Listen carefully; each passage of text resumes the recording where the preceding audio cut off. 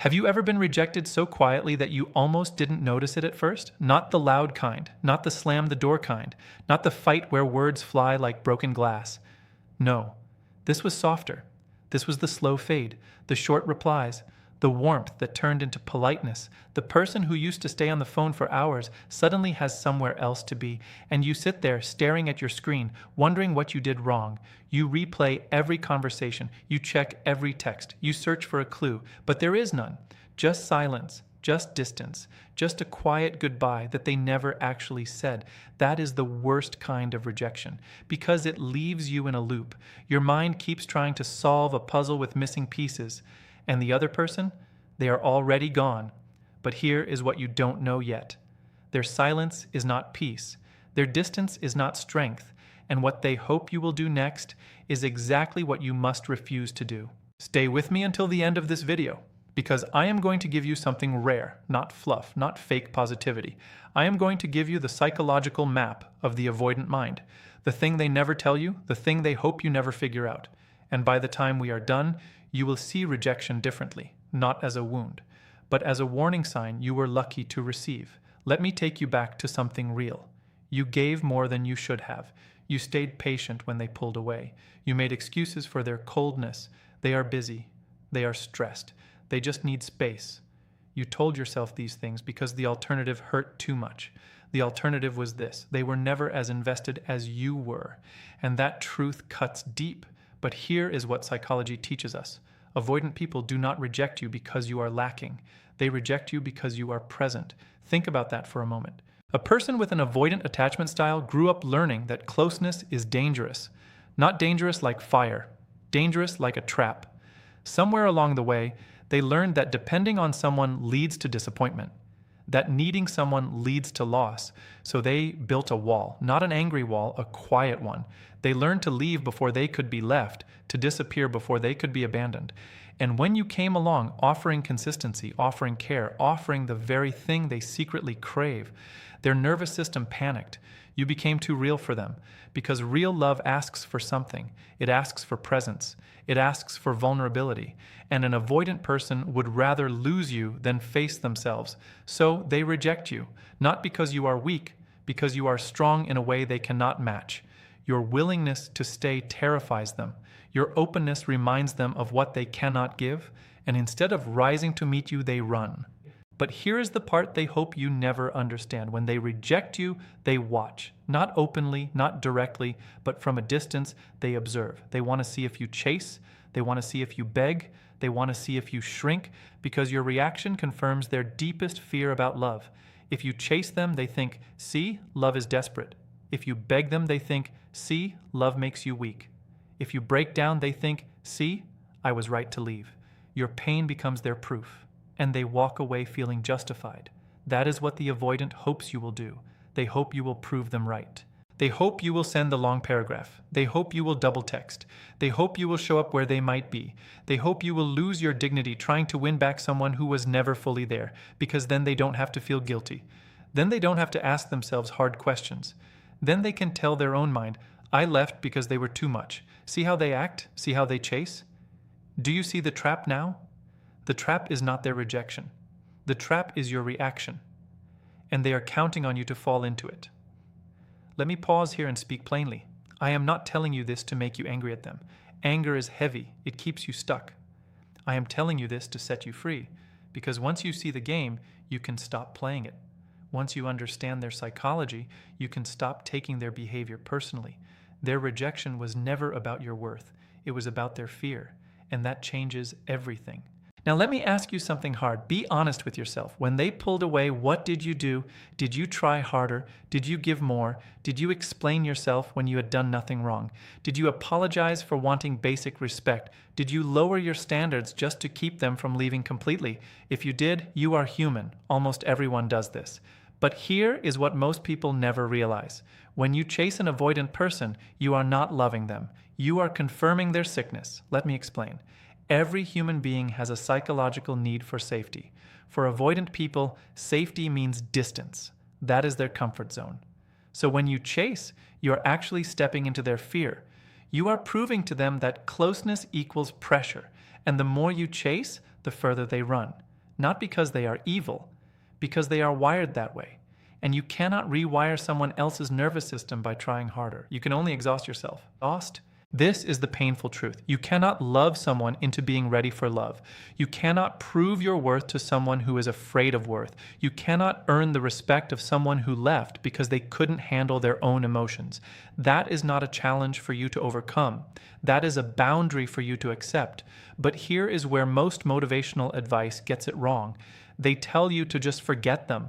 Just move on. Just be strong. And that sounds good, but it skips the most important step. You cannot move on until you understand what happened. Real healing does not come from pretending you don't care. It comes from seeing clearly, from recognizing that their rejection was not a test of your value. It was a revelation of their limits. So what do you do now? You do the opposite of what they expect. And this is the part that changes everything. They expect you to chase, so you stop. Not with anger, not with a dramatic exit, with quiet, complete, unshakable stillness. You don't block them to get a reaction. You don't post things to make them jealous. You don't send a final message to have the last word. All of that is still chasing. It is just chasing in disguise. Because as long as your actions are about them, you are still trapped. Real power looks like nothing. Real power looks like you, living your life without their name in your head, without rehearsing conversations, without checking their social media, without wondering if they miss you. When you stop performing for their attention, you finally become free. And here is the twist. That stillness, it terrifies the avoidant more than any angry message ever could. Why? Because your silence says something their mind cannot argue with. Your silence says, I was fine before you. I am fine without you. Your silence says, I do not need your validation to know my worth. Your silence says, your rejection did not break me. It redirected me. And to someone who left expecting to see you fall apart, your peace is the one thing they cannot handle, because it proves that their fear was wrong. Love did not destroy you. Losing them saved you. But listen closely. You are not doing this to get a reaction from them. That would put you right back in the trap. You are doing this for you, for the version of you that forgot how strong you are, for the part of you that settled for less than you deserve. You are doing this to reclaim your own life. Let me remind you of something. Before they rejected you, you had dreams. You had goals. You had a life that did not revolve around their attention. And you can have that again, stronger than before. Not because you are pretending to be okay, because you actually become okay, step by step, day by day. You stop asking, why didn't they choose me? And start asking, why was I willing to beg for someone who chose to leave? That question changes everything. Because the truth is, their rejection was not the problem. The problem was that you stayed in a situation where you had to convince someone to see your value. And you never have to do that again. Not with them, not with anyone. You are about to enter a new chapter. A chapter where you do not chase, where you do not beg, where you do not shrink yourself to fit into someone else's emotional limitations. And the person who rejected you, they will become a footnote, not the villain of your story, not the one who got away, just someone who showed you exactly what you do not want. So here's my challenge to you today. Let them be confused by your silence. Let them wonder why you are not reacting. Let them sit with their own thoughts for once. You have spent enough time carrying their emotions. Put them down. Walk away. Not with bitterness, with relief. Because the door they closed was never meant for you to open. It was meant for you to walk past. And on the other side of that door, a version of you that no longer asks for breadcrumbs. A version of you that recognizes love by its presence, not by its absence.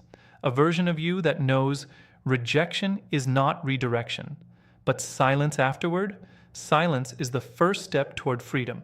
Stay with me. Section 2 is coming, and it goes even deeper. Now let us talk about the aftermath. You stop chasing, you stop texting, you stop checking, but the silence is loud. In the beginning, it might feel wrong. Your mind will create reasons to reach out. Maybe they did not understand. Maybe I should explain one more time. Maybe they are waiting for me to make the first move. These thoughts are normal. They are not weakness. They are habits. Your brain got used to thinking about them. And now, without that thought loop, there is an empty space. That space feels uncomfortable, but discomfort is not danger. It is the beginning of change. Here's what most people do not realize. When you stop chasing an avoidant person, two things happen inside you. First, withdrawal. You will feel a kind of emotional hunger, like quitting something your body thought it needed. Second, clarity. Slowly, the fog lifts. You start to see things you ignored before. The way they never asked about your day, the way they changed the subject when you shared something personal, the way they made you feel like a burden for wanting basic affection. You see it now, not because you are bitter, because you are no longer high on hope. Hope is a beautiful thing, but false hope is a cage. And avoidant people are masters at leaving just enough hope to keep you stuck. They do not say, "I never want to see you again." That would give you closure. Instead, they say, "I need space," or "I am not good for you right now," or "maybe someday." These words are not kindness. They are anchors. They keep you waiting. They keep you hoping. And while you are waiting, you are not living. Let me be direct with you. If someone wanted to be with you, they would be with you. Not someday. Not after they fix themselves. Not after they figure things out. Now, today, this hour. Love does not need space to decide if it loves you. Love knows. And even when love is scared, it shows up. Not perfectly, but truly. The avoidant person does not show up because they have decided that their comfort is more important than your heart. That is not confusion. That is a choice. So why does it hurt so much to let go? Because your brain is wired for connection. Rejection activates the same neural pathways as physical pain. That is not a metaphor, it is science. When someone rejects you, your brain processes it like a punch. And just like a punch, the first instinct is to protect yourself, to reach out, to fix it. But you cannot fix someone else's avoidance by breaking your own boundaries. You cannot heal their wound by reopening yours. This is where real strength begins. Real strength is not feeling no pain. Real strength is feeling the pain and not letting it control your actions. You can miss them and still not text them. You can love them and still let them go. You can wish things were different and still accept that they are not. That is maturity. That is self-respect. And that is exactly what the avoidant person never learned how to do. Let me share a psychological truth that might surprise you. Avoidant people often regret the rejection, not right away, but months later. When the threat of closeness is gone, when you are no longer asking anything from them, that is when their nervous system calms down. And in that calm, they feel the loss. They remember the good parts. They wonder if they made a mistake. But here is the painful part. Even then, they rarely reach out. Why? Because reaching out would mean admitting they were wrong, and their ego cannot handle that. So they stay silent. Not because they don't care, because caring scares them more than losing you. Do you see the tragedy now? They are not villains. They are people trapped inside their own fear. But that does not mean you should wait for them. Pity is not a reason to stay. Understanding their pain does not mean sacrificing yours. You can forgive them and still walk away. You can see their humanity and still choose yourself. That is not cruelty, that is wisdom. Now let me ask you something different. What have you been avoiding in yourself while chasing them? That is the real question. Because often we chase unavailable people to avoid looking at ourselves. As long as you are focused on winning them back, you do not have to face your own emptiness, your own loneliness, your own fears. The avoidant person becomes a distraction, a project, a way to feel needed. And letting go means sitting with yourself, with no one to save, no one to convince, just you and your own thoughts. That can be terrifying, but it is also the most important work you will ever do, because on the other side of that, fear is freedom, real freedom, not the freedom to be with someone else, the freedom to be with yourself and not feel empty, the freedom to wake up and not have your mood depend on whether they replied, the freedom to laugh without wondering if they are laughing too. That is what you are really fighting for, not their return, your own life. So how do you get there? Step by step. First, stop checking. Mute them. Archive the chat. Do not block for drama, block for peace, remove the temptation. Your willpower is not infinite. Make it easier for yourself by removing the triggers. Second, write down what you actually miss. Not the potential, not what they could have been, the reality. Write down the canceled plans, the cold replies, the times you cried alone. Keep that list. Read it when your memory tries to rewrite history.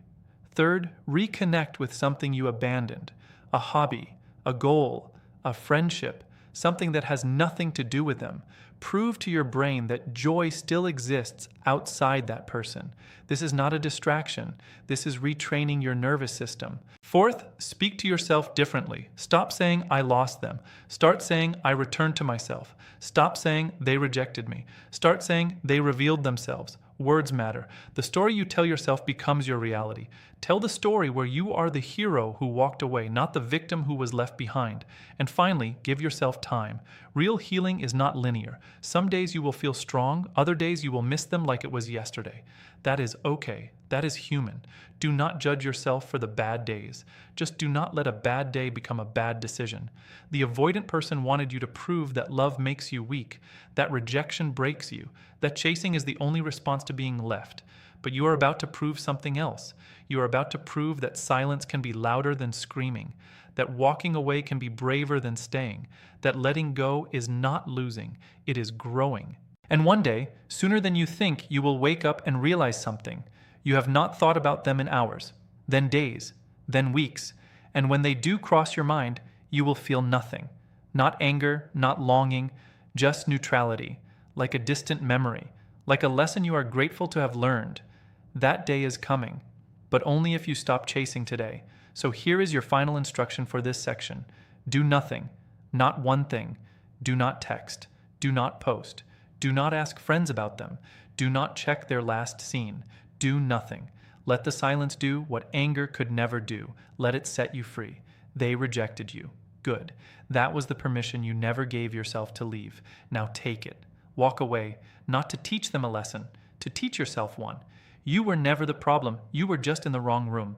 And now you finally walked out.